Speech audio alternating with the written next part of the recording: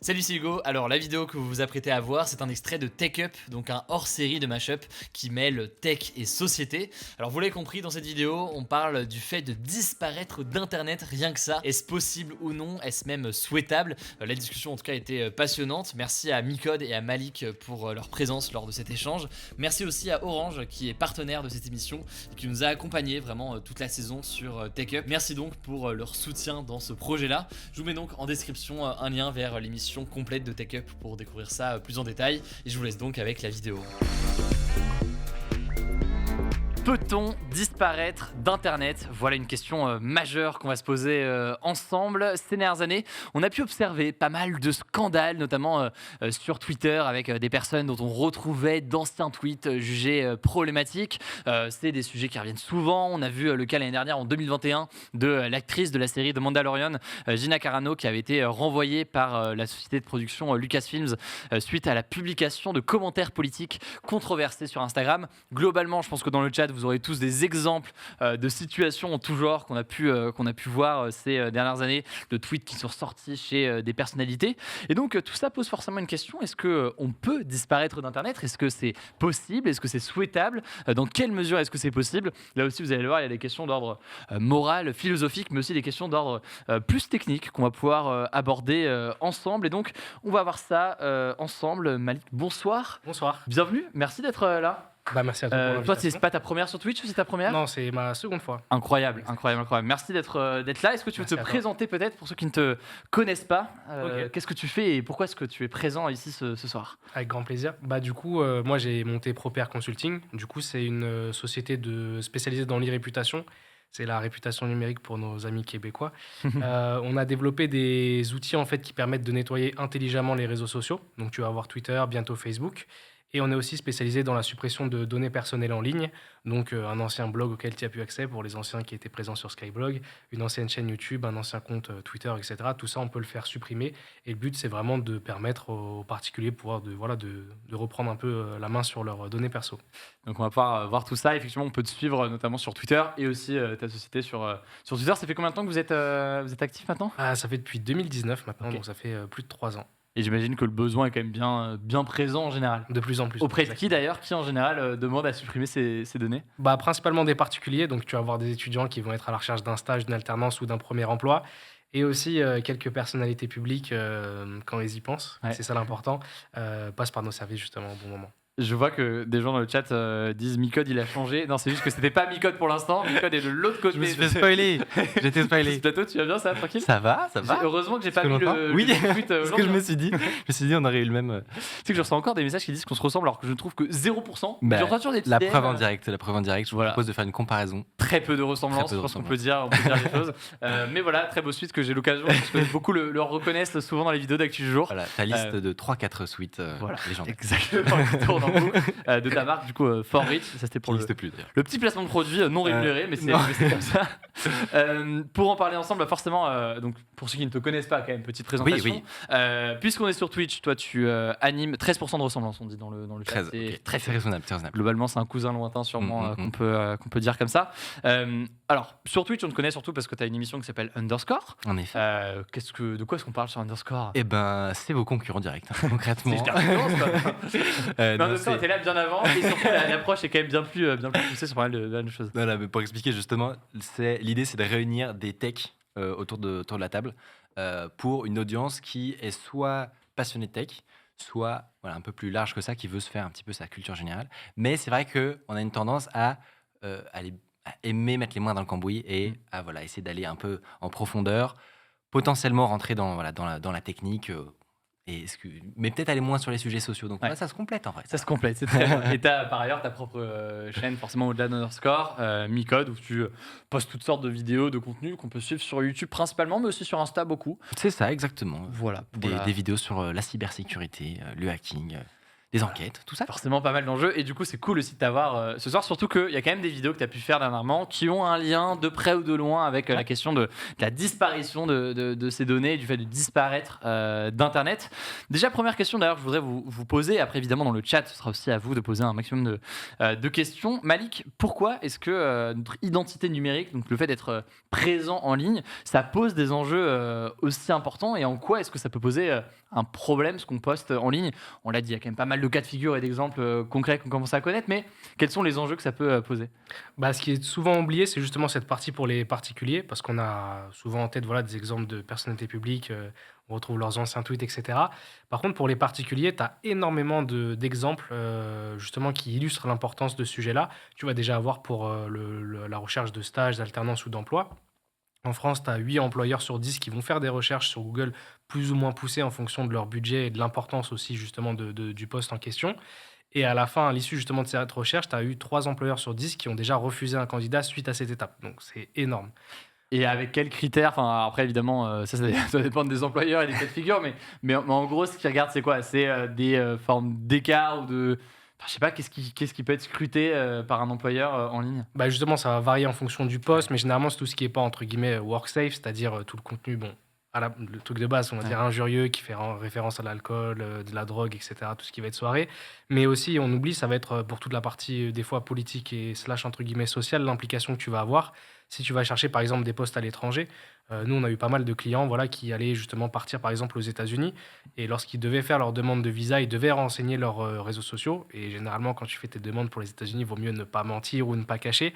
Et justement, il y avait tout un nettoyage à faire par rapport à ce prisme-là des États-Unis et de ce voyage-là qu'il fallait justement effectuer en termes de nettoyage. Donc, sur cette partie vraiment employabilité, c'est ultra important, les réputations. Et même dès la question de l'entrée à l'université, moi je me souviens que quand j'étais au lycée, on avait eu des étudiants des États-Unis qui étaient venus en échange dans notre lycée.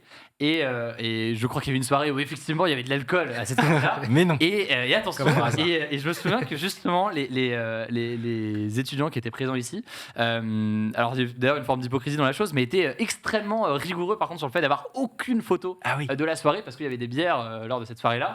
Parce qu'ils postulaient tous dans des universités à l'étranger. Ils avaient peur que ces photos se retrouvent en ligne, qu'ils soient tagués dessus et donc ils se retrouvent visibles dessus, quoi. Mais du coup, ils se mettaient au sol. Donc, Se cacher en dehors du cadre. donc c'était forcément des enjeux particuliers.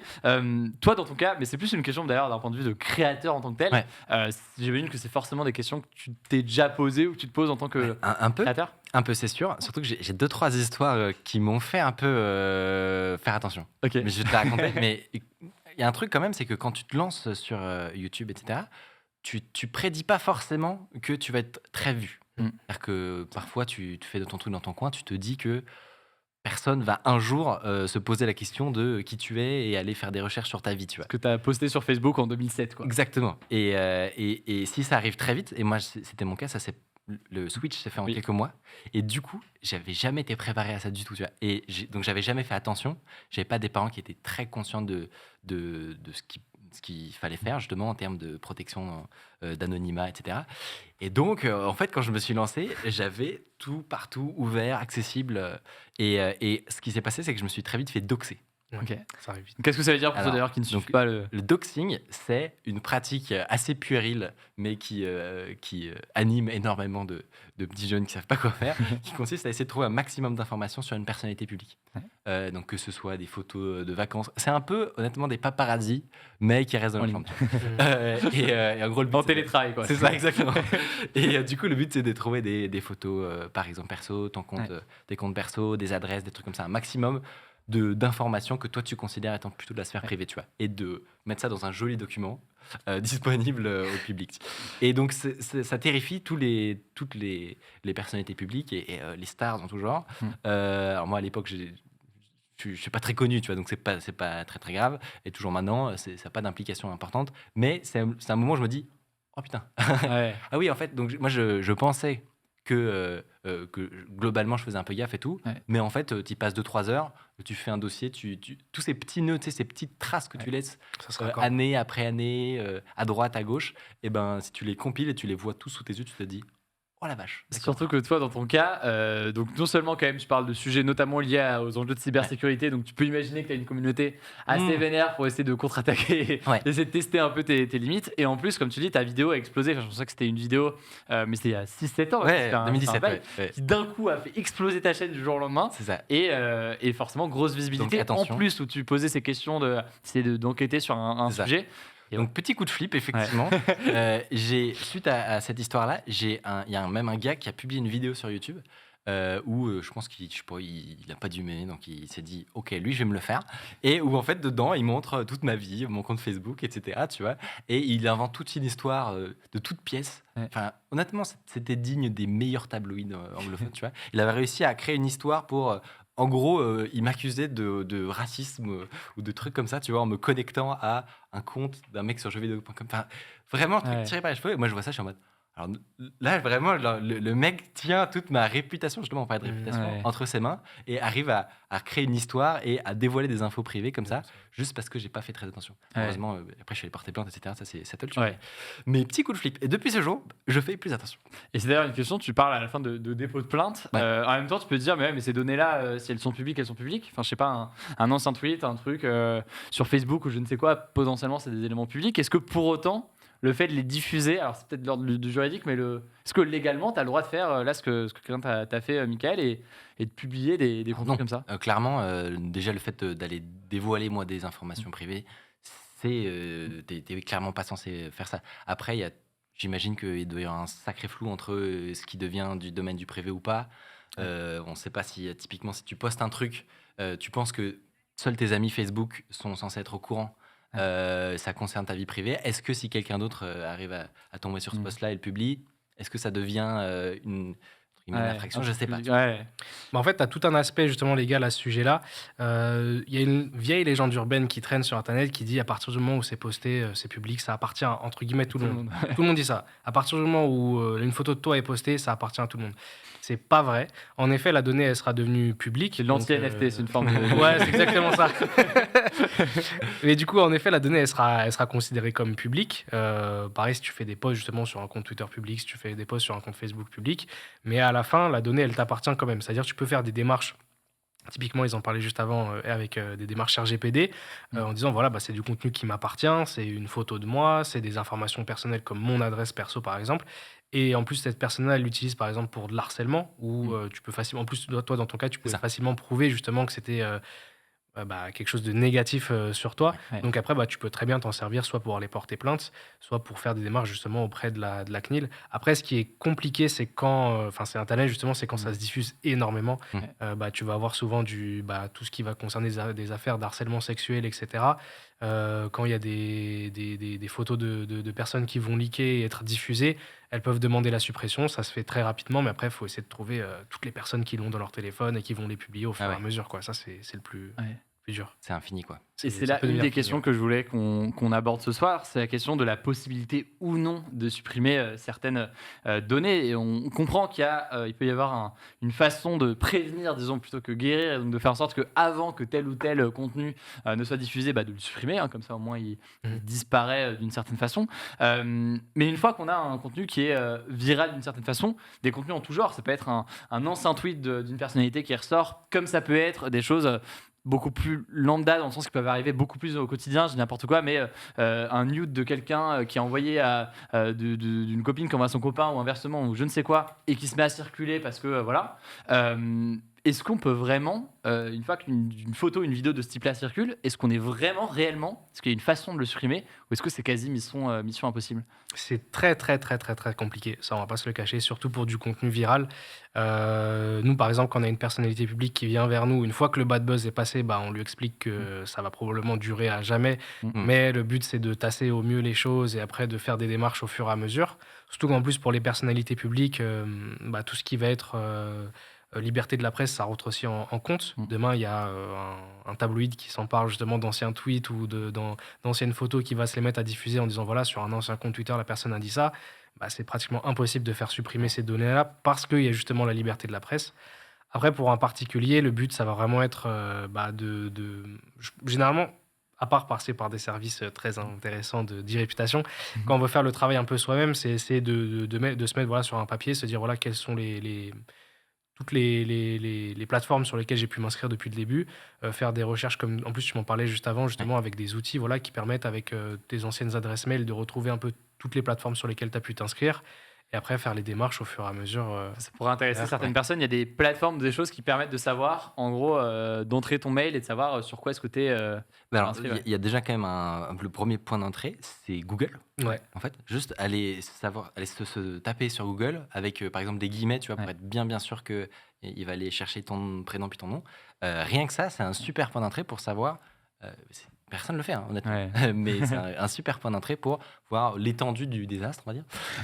Et même tes Et- différents surnoms en plus aussi, ça, les gens Voilà, grave, tes pseudos, ouais. etc. Ouais. Et après, effectivement, il existe des sites, alors on en parlait, j'ai pas réussi à le retrouver malheureusement, mais où tu peux mettre ton email, ils vont scanner par exemple ta boîte mail et te dire, Ok. ok, voici, tu t'es connecté, il y a 1000 entreprises qui ont des données sur toi. C'est celle dont tu seras au courant. Il y en a peut-être encore 1000 autres, hein, mais au moins il te met ça dans une interface et ensuite tu peux aller automatiquement, potentiellement demander des suppressions RGPD. Ce que j'expliquais, c'est que ça marche pas très bien. C'est-à-dire qu'une fois sur 5, l'entreprise aura le process, mais la plupart du temps, les entreprises ne sont pas du tout Au fait au de taquet ça, sur le RGPD, vraiment pas. mais ça veut dire que dans les différents lieux où ces données peuvent être présentes ou les moyens de recherche, il y a forcément des réseaux sociaux qu'on connaît. Bon, là, on s'imagine, ok, des anciens tweets, des anciens posts, des machins, et là, tout l'enjeu de suppression derrière. Il y a aussi, du coup, c'est tout con, mais une plateforme comme Google qui peut aussi aider, c'est ça, à avoir l'étendue des dégâts, comme tu disais, de notre présence en ligne derrière. Bah, Google, ils sont très forts. Après, tu as Bing, etc. Ouais. Et après, tu as le meilleur outil du monde qui s'appelle Web Archiver ou Internet Archiver. Ça va dépendre des moments. Et là, ça enregistre vraiment tout depuis le début. Donc, je pense que ça va être la meilleure solution si vraiment on veut une liste assez exhaustive de justement essayer de retrouver tout ce qui peut se trouver sur cette archive web. Et après, de faire toutes ces démarches-là une fois que tu as un peu de temps aussi. Mais Ouais. je pense qu'il faut être assez pessimiste hein, quand même. Mais Non, mais, pessimiste. non, mais il faut être réaliste sur le sujet. Ouais. À partir du moment où une photo ou un tweet ou quoi que ce soit, comme tu disais, est en ligne, c'est quand même globalement là pour l'éternité. C'est quand même ça, c'est le standard. Ouais. Après, effectivement, sur un malentendu, avec un gros coup de chance, un truc pas très viral, méconnu, alors en passant une bonne moulinette dessus, en vérifiant sur Web Archive si il y est ou pas, tu peux arriver à être un tout petit peu, Discret, ouais. un tout petit peu plus confiant sur le fait que ça va être supprimé. Mais globalement, il faut quand même se dire au quotidien, et c'est une bonne pratique en fait, d'avoir ça toujours en tête, tout ce que je publie, voire même pour les plus parano, tout ce que je dis, même dans des conversations privées, Ouais. un jour, il faut que je parte du principe que ça pourra être diffusé en ligne. Mais rien Et que tout parce ce que- qui est ouais. dit sur toi aussi, hein, en plus. Hein. Enfin, ça se rejoint, mais tout ce qui est dit sur toi, demain, quelqu'un qui va mettre un post sur toi, ça va rester aussi. Il y a un côté assez flippant forcément pour tout le monde parce que je pense qu'il y a aussi c'est là où Internet de fait change pas mal le rapport là-dessus, c'est que si on se projette 100 ans en arrière, il se passe quelque chose, on passe à autre chose. T'as peut-être des archives du journal du coin qui en a parlé, mais bon globalement c'est Oui. quand même beaucoup moins accessible. Là on a quand même des outils qui font que avantage, on a une force de frappe si on veut, si on veut faire du contenu en ligne ou quoi, ça peut aller très vite, mais ça peut aussi aller dans tous les sens là-dessus quoi. Ouais, ça va Ouais. assez vite. Et toi, tu disais dans le type de personnes qui du coup te sollicitent, c'est quel genre de profil et est-ce que c'est des gens qui sont en mode, une fois que c'est trop tard, qui sont genre merde, comment est-ce que je fais? Est-ce que c'est en mode des gens qui préviennent? Est-ce qu'il y a des youtubeurs qui t'ont contacté, par C'est exemple Il y ça. a des youtubeurs, il y a beaucoup de personnes franchement différentes Qui s'y intéressent. Mais on a des accords de confidentialité. Par exemple, tel youtubeur, Heureusement. vous avez tel Voilà. tweet là qui est scandaleux, il sort le truc. Il y en a un juste en face de. Non, je rigole. Mais non, Ouais. on va dire que tu as 90%, mais c'était justement le gros de notre travail. Au début, c'était l'inverse, mais au fur et à mesure, on va dire que tu vas avoir 80 à 90% des gens qui vont le faire en prévention. En plus, on se base beaucoup sur le bouche à oreille, de personnes qui vont se dire, OK, soit je vais lancer un projet, je vais chercher un emploi, je vais démarrer une carrière dans la musique, sur YouTube, dans le stream, etc. Politique. Par conséquent, on ne sait jamais, je veux faire un audit de mon compte Twitter, de mon compte Facebook. Je m'en souviens que j'avais une chaîne YouTube où je me roulais par terre en criant. J'avais 12 ans, c'est un peu cringe, donc j'aimerais bien me faire supprimer. Et après, tu Tu faisais le as Harlem 10% de bad Shake buzz. Ouais, sur grave. Facebook, voilà. En fait, vous êtes un peu un aspirateur. Ouais, exactement. On nous appelait les pompiers Des du net. déchets, quoi. Exact. Et est-ce que, tu vois, il y a des choses qui ne peuvent pas disparaître en ligne? On en parlait de la question des tabloïds tout à l'heure, mais il y a la question de est-ce qu'il y a des choses qui ne peuvent pas disparaître? Et même vous, dans votre cas, avec votre boîte, du coup, ProPR Consulting, est-ce qu'il y a des choses que vous décidez de ne pas supprimer parce que vous considérez que c'est justement, alors ça pourrait peut-être être supprimé d'un point de vue légal, mais d'un point de vue moral, enfin, c'est pas que ça mérite de rester, mais Bah, non, mais on nous pose souvent la question. Et Frère, justement, t'as déconné. On va dans les eaux, mais. toute la partie, on va dire, tout ce qui pourrait être illégal, par exemple, on nous a déjà posé la question dans le cadre de procès. Ouais. Il y avait des clients voilà, qui étaient déjà en procès pour des anciens tweets qui étaient vraiment problématiques ou pour des histoires voilà, des personnalités publiques qui avaient des problèmes justement avec des articles qui ressortaient sur eux et qui étaient très compliqués pour eux. Là, on pouvait rien faire parce que justement, c'est dans le cadre d'un procès. Sinon, après, on parle toujours sur le principe que tu as justement une évolution de la part de beaucoup de personnes sur plein de sujets, mais des fois, c'est même les sujets les plus débiles, comme une vieille chaîne YouTube ou un vieux Skyblog, Ouais. où tu dois te dire, bah voilà, si la personne, elle souhaite justement avoir accès à ses données personnelles et les faire supprimer, il faut que je l'aide. Et un site comme enfin des Skyblogs par exemple, qui j'imagine fait partie de ces sites un peu habitués à des demandes de ce type-là parce que le Skyblog gênant qui ressort et tout ce Ils qui va doivent avoir derrière. un SAV, mais abusé. Peut-être leur taf à temps plein aujourd'hui en fait, non plus publier mais supprimer tous les contenus qui restent et qui sont présents. C'est en général les sites ont aujourd'hui des process, est-ce qu'ils ont même des obligations légales à devoir supprimer certaines choses si la demande est faite? Alors, la demande, elle doit être justifiée. Déjà, il faut prouver que la personne qui fait la demande, nous, en tout cas, notre client, c'est bien la personne qui avait le blog ou le compte Instagram ou Twitter, etc. Donc, il faut que tu aies soit ils se souviennent de l'adresse mail, et dans ce cas-là, on peut faire la demande en disant voilà l'ancienne adresse mail de la personne. Mais admettons qu'elle ait vraiment aucune information et qu'il n'y a aucune photo d'elle, peut-être même juste son nom et prénom. Là, on ne prend pas les prestations parce qu'on va dire que la plateforme, elle va juste dire c'est peut-être un homonyme ou c'est peut-être pas tout simplement pas la personne, donc je ne dois pas faire supprimer ces informations-là. Par contre, si justement il y a des informations personnelles comme une ancienne photo de toi, surtout quand c'est pour des personnes qui étaient mineures à l'époque, ou ta voix, ou ton nom, prénom avec d'autres photos, etc., là, tu peux faire des démarches. Donc, nous, on s'intéresse. Tu as plusieurs, on va dire, strates. Tu vas tout simplement avoir d'abord la personne qui gère le site ou le blog. Donc, généralement, tu as toujours, quand c'est des sites de bonne foi qui respectent le RGPD, le contact de la personne, justement, ce qu'on appelle un DPO, donc la personne qui va gérer cette partie-là de données personnelles. On commence à faire un mail à cette personne. Si elle veut pas, tu remontes à l'hébergeur et au moteur de recherche. Et si c'est toujours pas bon, tu remontes directement par la CNIL et là, tu fais des dossiers et eux s'occupent de tout, donc c'est cool. Mais ça peut prendre plus de temps j'imagine en termes de démarche. Ça peut prendre entre quelques jours et plusieurs mois / années en fonction des... Mais typiquement, si tu en arrives à la CNIL, t'as des cas où ça a marché, où t'as vraiment eu le truc qui est remonté. Une fois que ça arrive à la CNIL, Ouais. bah oui, la CNIL, quand c'est justifié, tu as 100% de réussite ok. possible. Ok. J'imagine qu'il y a du coup des cas où c'est plus. Il y a des taux de succès qui sont peut-être plus faibles. Ça dépend de la ouais. plateforme. Il y a certaines T'as des plateformes. mauvais élèves, Mauvais élèves, le groupe Meta, Facebook, Instagram, etc. On est dans des procédures incroyables contre Ah ouais. eux. C'est très très compliqué parce qu'ils ont beaucoup on va dire de mailbots. Après, il faut réussir à trouver la bonne personne, le bon TPO, etc. Alors qu'à l'inverse, tu as des super plateformes comme Google, Twitter et plein d'autres qui justement jouent le jeu très, très convenablement. Là, on parle de données qui sont assez évidentes en termes de risque. Je sais pas, une photo compromettante à une soirée, une adresse qui est balancée ou un tweet, un dérapage, je ne sais quoi. Il y a aussi des choses qui, de fait, sont un peu plus discrètes, mais qui peuvent poser question. Tu sais que Mickaël, tu as posté une vidéo, c'est peut-être 7-8 mois, qui s'appelait « J'ai retracé quelqu'un grâce à la trigonométrie ». L'idée, c'est quoi? C'est, en gros, tu as pris une image, et à partir d'une image, il me semble que c'était quelqu'un dans un avion avec une vue sur l'extérieur de l'avion. Tu as réussi à retrouver en fait pas mal d'éléments sur cette personne-là. Est-ce que tu peux nous raconter un petit peu comment est-ce qu'à partir d'une photo, tu as pu choper pas mal d'informations derrière? Exactement pour démontrer ce dont tu viens de parler. C'est le fait qu'on ne se doute pas du tout. Il y a les trucs évidents, donc personne est content quand il y a son adresse ou son numéro de téléphone qui leak, par exemple.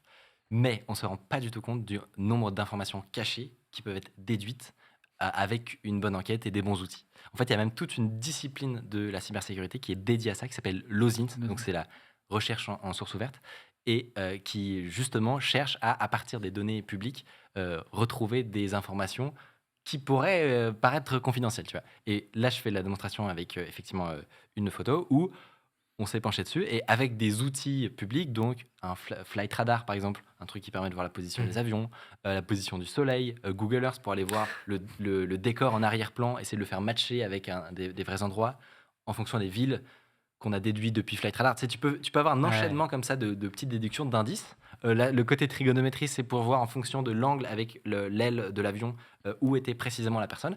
Avec tout ça, tu peux arriver à retracer la personne, tu vois, avec une simple photo qui te paraît anodine, tu vois. Et là, on s'est limité à une photo, Ouais. mais dis-toi que dans des enquêtes plus réalistes, Ouais. tu as bien plus d'informations que ça sur les Ouais. gens. C'est-à-dire que tu peux arriver à des déductions qui sont abusées, vraiment. Et là, donc, pour être très concret, dans le cas de la photo de cette personne-là, qu'est-ce que tu as pu retrouver comme info juste à partir de cette Pareil. photo Enfin, que je le rappelle, c'est une photo prise depuis l'extérieur, enfin depuis l'intérieur de bleu, ouais, l'avion c'est sur ça. l'extérieur. Comme tout le monde ferait en story Instagram. Voyage, hashtag travel, Voilà. hashtag.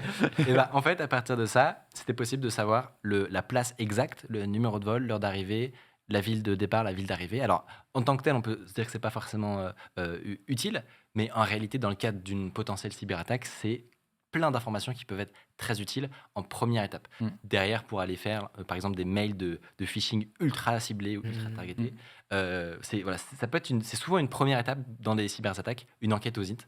Et c'est pour avoir un aperçu de jusqu'où ça peut aller. Il y a par exemple un groupe très connu en OSINT qui s'appelle Bellingcat, Ouais. qui publie souvent leurs résultats.